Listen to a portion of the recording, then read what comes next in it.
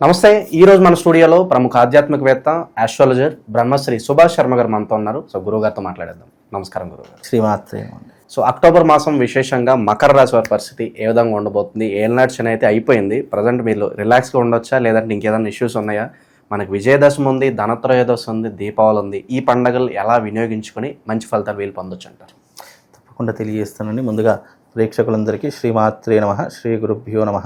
నమో దేవ్యై మహాదేవ్యై శివాయై సతతం నమః. నమ ప్రకృత్యై భద్రాయై నిహతాం ప్రణతాస్మిత.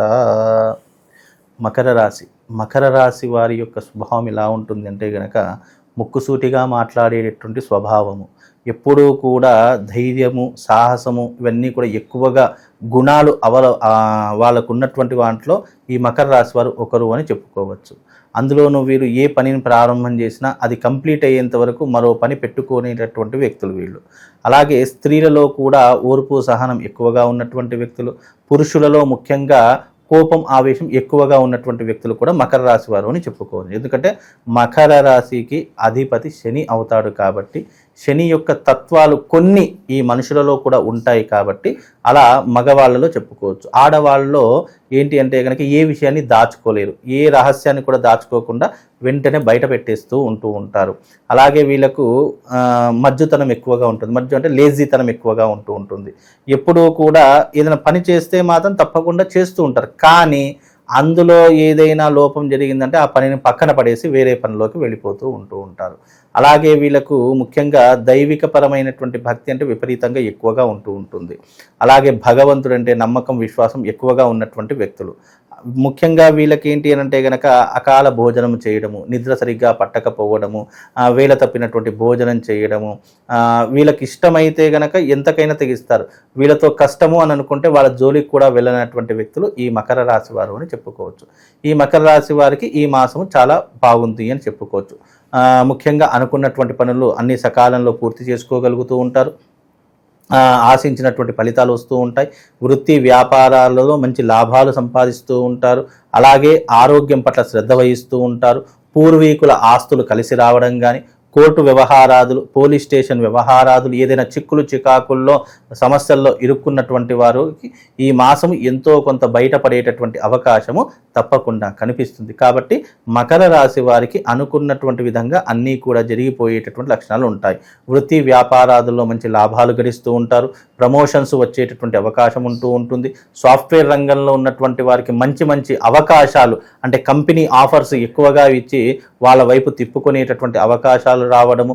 ఎవరైతే నిరుద్యోగము అనేటటువంటి వాళ్ళు ఉన్నారో వాళ్ళకి ఈ మాసంలో తప్పకుండా ఉద్యోగ అవకాశాలు రావడము, విదేశీ ప్రయాణాలు చేయడము, ఇలాంటివన్నీ కూడా కలిసి వచ్చేటటువంటి అవకాశాలు మకర రాశి వారి యొక్క జాతకంలో ఏర్పడబోతున్నాయి. పెద్దవాళ్ళ సలహాలు సూచనలు పాటిస్తూ ఉంటారు.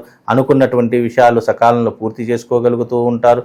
అలాగే డబ్బులు వెనకేసుకోవాలి, ఆస్తులు సంపాదించుకోవాలి అనేటటువంటి థాట్స్ ఈ మాసంలో ప్రారంభమవుతాయి. ఎందుకంటే ఇన్ని రోజులు జలసాలు, విహారయాత్రలు ఎన్నో రకాలుగా అంటే జీవితాన్ని ఒక ఎంజాయ్ లైఫ్గా బ్రతికేశారు తప్ప జీవితం పట్ల శ్రద్ధ అనేటటువంటిది ఈ మాసం నుండి కెరియర్ మీద ఫోకస్ వస్తుంది. తప్పకుండా కెరియర్ మీద, జీవితం మీద ఫోకస్ ఏర్పడుతూ ఉంటుంది.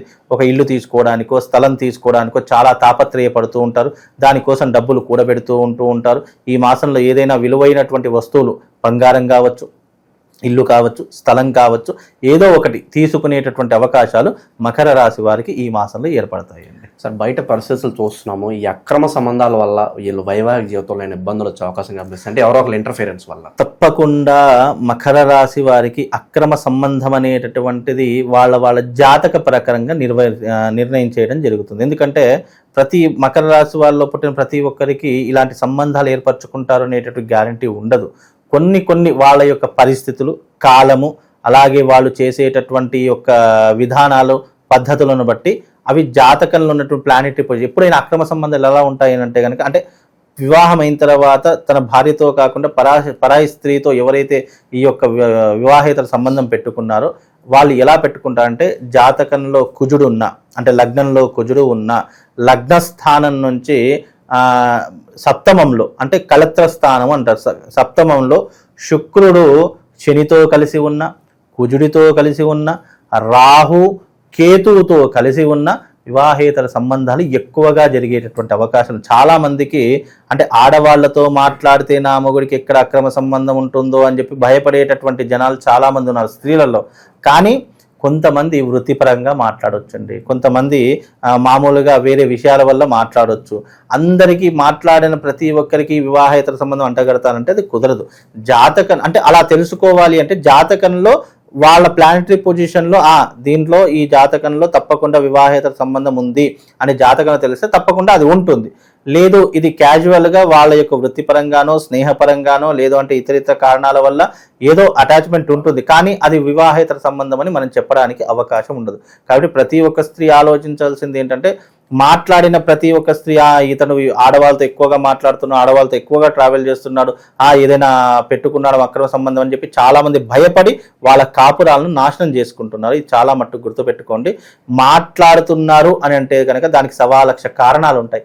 కారణం తెలియకుండా ఊరికే మాట్లాడుతున్నాడు, ఊరికే చాటింగ్ చేస్తున్నాడు, ఊరికే ఇది చేస్తున్నాడు అంటే అది డిపెండ్ ఆఫ్ వాళ్ళ యొక్క కాన్సెప్ట్ ఏముంటుందో మనకు తెలియదు. కాకపోతే తెలుసుకోవడానికి ఒక మార్గము జాతక ప్రకారం కూడా తెలుసుకునేటటువంటి అవకాశాలు ఉంటాయి. ఒకవేళ జాతకంలో ఉంది అంటే కనుక తప్పకుండా ఫ్యూచర్లో జరిగేటటువంటి అవకాశాలు ఉంటాయండి. సో స్థిరాస్తులు కొనుక్కోవాలి అనే ఆలోచన కలిగి కొంత డబ్బు ఇన్వెస్ట్ చేయడం మంచిదే అని అంటారు ఈ టైంలో? తప్పకుండా ఈ మాసంలో మకర రాశి వారు ఎవరైతే ఉన్నారో స్థిరాస్తులు వచ్చేటటువంటి అవకాశం ఉంటుంది, లేదా కొత్త ఆస్తులు కొనుగోలు చేసేటటువంటి పరిస్థితులు కూడా ఈ మాసంలో మకర రాశి వారికి ఏర్పడతాయి. కాకపోతే నెగిటివ్ ఎనర్జీ ఎక్కువగా ఉంటుంది. అంటే నరదృష్టికి నాపరాయి అయినా పగులుతుంది అని ఊరికే అనలేదు మన పెద్దలు.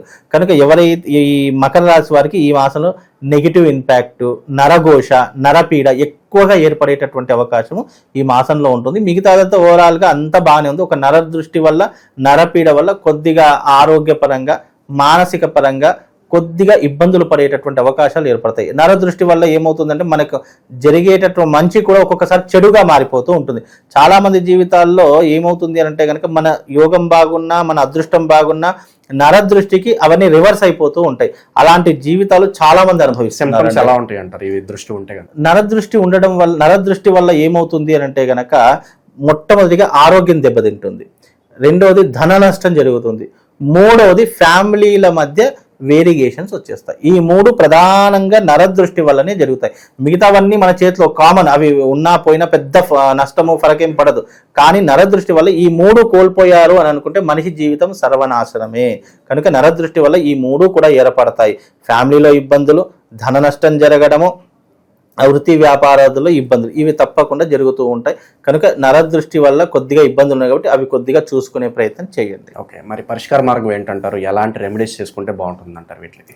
ముఖ్యంగా మకర రాశి వారికి శివారాధన చేసుకోవడము, అలాగే శివారాధన సంబంధించినటువంటి శివశక్తి స్ఫటికలింగం తీసుకొని ప్రతిరోజు దానికి అభిషేకం చేయించుకోవడము, ఇది చాలా విశేషమైనటువంటి పుణ్యఫలము. అలాగే శివుడికి సంబంధించినటువంటి మంత్రం చెప్తాను. మృత్యుంజయాయ రుద్రాయ నీలకంఠాయ శంభవే అమృతేశాయ శర్వాయ మహాదేవాయ తే నమః అనేటటువంటి మంత్రం చదువుకోండి. లేదా 12 జ్యోతిర్లింగాల యొక్క నామస్మరణ చేసుకోండి. సౌరాష్ట్రే సోమనాథంచ, శ్రీశైలే మల్లికార్జునం, ఉజ్జయిన్యాం మహంకాళం ఓంకారం అమలేశ్వరం, పరళ్యాం వైద్యనాథంచ, ఢాకిన్యం భీమశంకరం, సేతుబంధేతు రామేశం, నాగేశం దారుకావనే, వారాణస్యంతు విశ్వేశం, త్రయంబకం గౌతమీ తటే, హిమాలయేతు కేదారం, కృష్ణేశ్వరం చ శివాలయే, ఏతాని జ్యోతిర్లింగాని సాయం ప్రాతపటేన్నరః, సప్త జన్మ కృతం పాపం స్మరణేన వినశ్యతి అనేటటువంటి మంత్రాన్ని ప్రతిరోజు చదువుకోవడం వల్ల ఆ శివుడి యొక్క సంపూర్ణమైనటువంటి అనుగ్రహంతో పాటు మనకు విశేషమైనటువంటి పుణ్య ఫలితం కలుగుతుంది.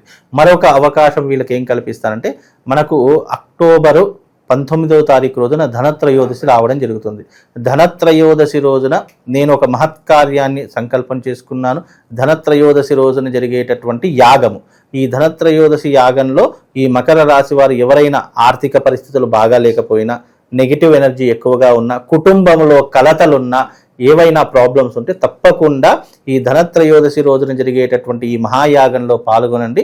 తప్పకుండా ఆ యొక్క యాగ ఫలితం వల్ల, యాగం పుణ్యం వల్ల మీ జీవితంలో ఉన్నటువంటి ఎన్నో రకాల సమస్యలకు ఇదొక సరైనటువంటి మార్గం అని చెప్పుకోవచ్చు. ఎందుకు ఇంత చెప్తాను అనంటే, జీవితంలో తిథి, వార, నక్షత్ర, ముహూర్త, యోగ కరణాలు ఇవన్నీ కూడా చాలా అరుదుగా వస్తాయి.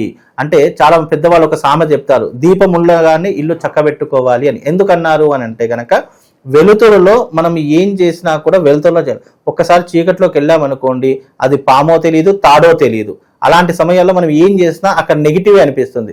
కాబట్టి మనం కూడా మన యోగం బాగున్నప్పుడు లేదా మన అదృష్టం బాగున్నప్పుడు కొన్నిసార్లు ఇలాంటి తిథులు, ఇలాంటి నక్షత్రాలు వచ్చినప్పుడు ఇలాంటి కర్మలు చేసుకోవడం వల్ల భవిష్యత్తులో నీకు వచ్చే గండాలు, ఆపదలు, ఇబ్బందులు, ఆర్థికపరమైన నష్టములు ఇవన్నిటిని కూడా నువ్వు అధిగమించవచ్చు అనే ఒక ఉద్దేశంతో ఈ యజ్ఞయాగాదుల్లో పాల్గొంటే తప్పకుండా శుభం లాభం కలుగుతుంది. కాబట్టి మకర రాశి వారు వస్తాను అంటే కనుక తప్పకుండా ఈ యొక్క యాగంలో మహా అద్భుతమైనటువంటి యాగం కమలాత్మిక సహిత శ్రీ మహాలక్ష్మి యాగం, ఈ యాగంలో పాల్గొనండి. తప్పకుండా అదృష్ట యోగం మీ జీవితంలో వశమవుతుంది. ఓవరాల్గా మకర రాశి వారి పరిస్థితి ఈ మాసం ఏ విధంగా ఉంటుంది, వీళ్ళు ఎలాంటి జాగ్రత్తలు తీసుకోవాలి, అద్భుతంగా వివరించారు. ధన్యవాదాలు. శ్రీమాత్రేన.